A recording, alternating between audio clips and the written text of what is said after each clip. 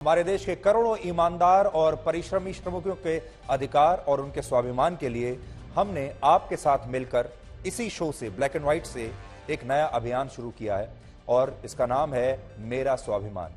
इस मुहिम का देश भर में दिल खोलकर स्वागत हुआ है, इसलिए सबसे पहले हम आप सबका बहुत बहुत धन्यवाद करना चाहते हैं। हमने कल इस अभियान को शुरू करते हुए कहा था कि देश में अब दो वर्ण बन रहे हैं, एक अमीर और दूसरा गरीब। अमीर वर्ण के पढ़े लिखे और कथित तौर पर सभ्य लोग कभी जानबूझकर तो कभी अनजाने में हमारे देश के मेहनती और ईमानदार गरीब लोगों का स्वाभिमान कुचल रहे हैं। ये गरीब कभी डिलीवरी बॉय होते हैं जो गर्मी, ठंड, बरसात में आपका ऑर्डर हमेशा समय पर डिलीवर करते हैं, कभी ऑटो वाले, कभी डोमेस्टिक हेल्प, और इन लोगों के स्वाभिमान को कुचलने का हक किसी को नहीं है। जो लोग ऐसा सोचते हैं कि उनके पास पैसा है इसलिए वो गरीब आदमी के साथ कुछ भी उसका अपमान कर सकते हैं, उसे कुछ भी कह सकते हैं, तो ये सच नहीं है। इसी सोच को बदलने के लिए हमने ये मुहिम शुरू की है जिसका नाम है मेरा स्वाभिमान, और हम चाहते हैं कि ये मुहिम अब भारत के घर घर तक पहुंचे। अब हम गरबा के आखिरी दिन आपको गुजरात लेकर जाना चाहते हैं, जहां गरबा पंडालों को लेकर सांप्रदायिक तनाव अब इतना बढ़ गया है कि इसने हिंसक रूप ले लिया है, जो कि बहुत ही दुर्भाग्यपूर्ण बात है। यह घटना जिस गांव में हुई वहां हिंदू और मुसलमान दोनों समुदाय के लोग रहते हैं, और हिंदू समुदाय का कहना है कि वो हर साल वहां एक मंदिर के बाहर गरबा का धार्मिक अनुष्ठान करते हैं और अब तक इस पर कभी कोई विवाद नहीं हुआ। लेकिन मुस्लिम समुदाय के लोगों का कहना है कि सड़क किसी भी धार्मिक अनुष्ठान के लिए नहीं है और वहां पास में एक मस्जिद भी है, इसलिए ऐसे किसी भी स्थान पर गरबा का आयोजन करना गैर कानूनी है। तो उनके दो पॉइंट्स हैं, एक तो सड़क पर यह आयोजन नहीं हो सकता और दूसरा मस्जिद के पास इस तरह का आयोजन नहीं हो सकता। हालांकि गांव के सरपंच का कहना है कि उन्होंने इस विरोध को देखते हुए पहले ही पुलिस को इसकी जानकारी दे दी थी और ये जो पूरा कार्यक्रम हो रहा है ये पुलिस की अनुमति से हो रहा था। इस घटना के बाद अब यहां दो बातें समझने वाली हैं।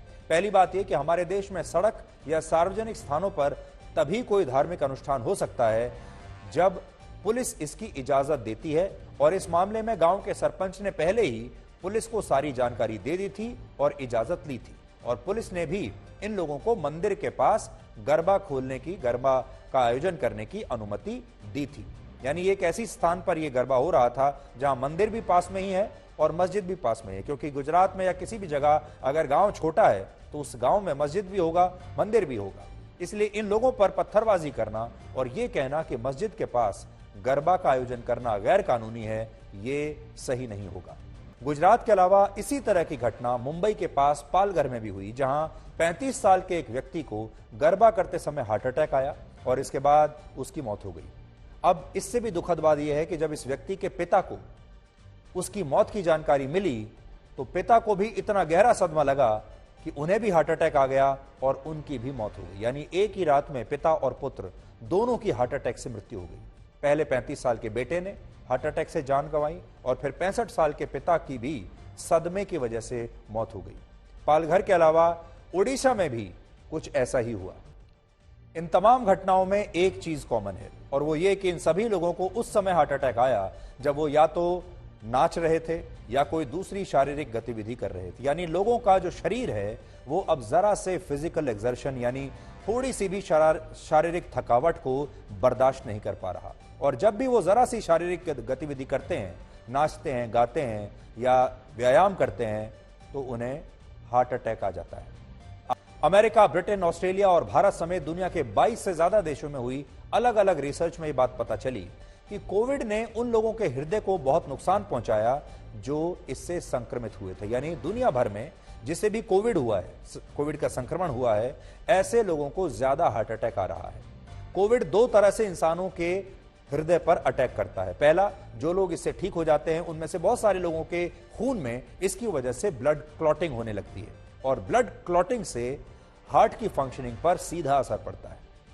दूसरा, कोविड से शरीर में खून गाढ़ा होने जैसे कई बदलाव देखे गए हैं, जिससे दिल की धमनियों में सूजन बढ़ जाती है और ऐसा होने पर व्यक्ति कोई भी शारीरिक गतिविधि करने पर बहुत जल्दी थक जाता है और उसे हार्ट अटैक का खतरा बढ़ जाता है। एक और बात, कोविड की बीमारी में फेफड़े जो आपके होते हैं वो बहुत बुरी तरह से प्रभावित होते हैं और जब फेफड़े अपना काम पूरी क्षमता के साथ नहीं करते तो हृदय पर दबाव बढ़ने लगता है। इस दौरान हृदय अपनी क्षमता से ज्यादा काम करता है जिससे हार्ट अटैक का खतरा बढ़ जाता है। और हाल ही में इस पर दिल्ली के एम्स ने एक स्टडी की है जिसमें पता चला कि जो लोग कोविड का इलाज कराने के लिए अस्पताल में भर्ती हुए वो अब भी पूरी तरह से स्वस्थ नहीं हुए हैं और ऐसे तमाम लोग अब 400 से 500 मीटर तक चलने में भी थक जाते हैं और उनकी सांसें फूलती हैं, जबकि पहले यही लोग बिना थके 3 किलोमीटर तक आसानी से चल पाते थे।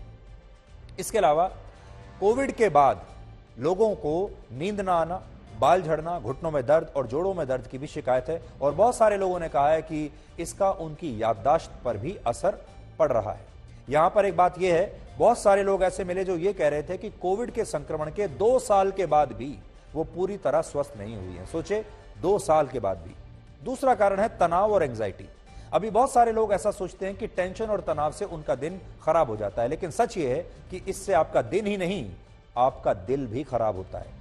अमेरिका में हुई एक नई स्टडी कहती है कि जब आप लंबे समय तक तनाव में रहते हैं तो इससे शरीर में बीमारियों से लड़ने वाले व्हाइट ब्लड सेल्स का उत्पादन काफी तेज हो जाता है और बाद में इसी की वजह से ब्लड क्लॉटिंग होती है और हार्ट अटैक का खतरा 50% तक बढ़ जाता है।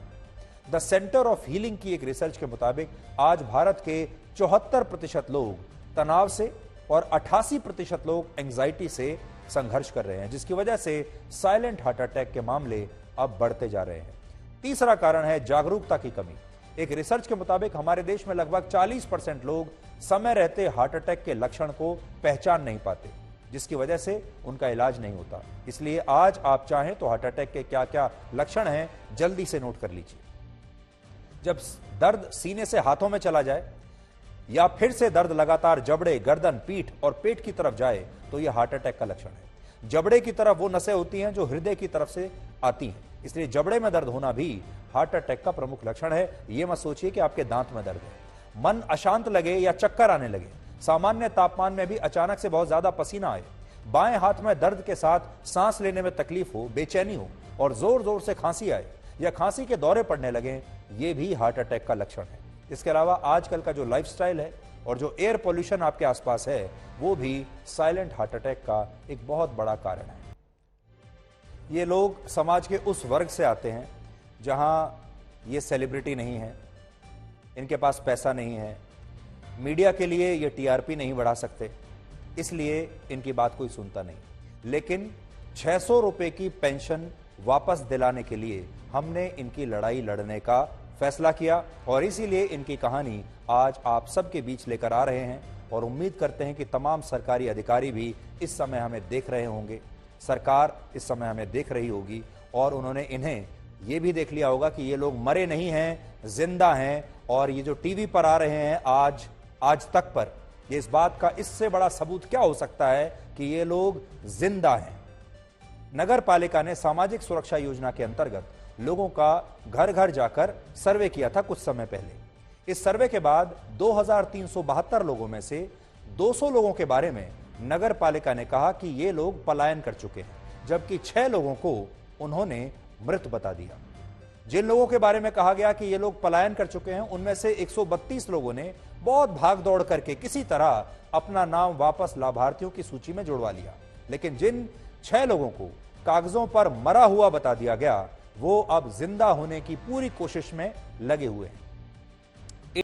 कड़वा सच है कि इस समय भारत की जिला अदालतों में 4 करोड़ 19 लाख से ज्यादा केस पेंडिंग है। देश के 25 हाई कोर्ट्स में 49,48,000 से ज्यादा केस पेंडिंग है।